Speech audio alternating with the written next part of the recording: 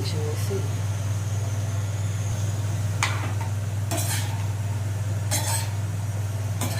మూసి పెట్టేయాలి. ఇది అన్నానికి బియ్యం వేసేసిన నేను వంచుతాను.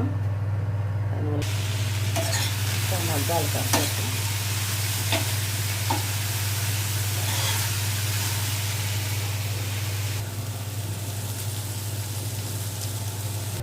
అన్నం ఉడుకుతా ఉంది. మబ్బు ఎక్కడ చూసినా.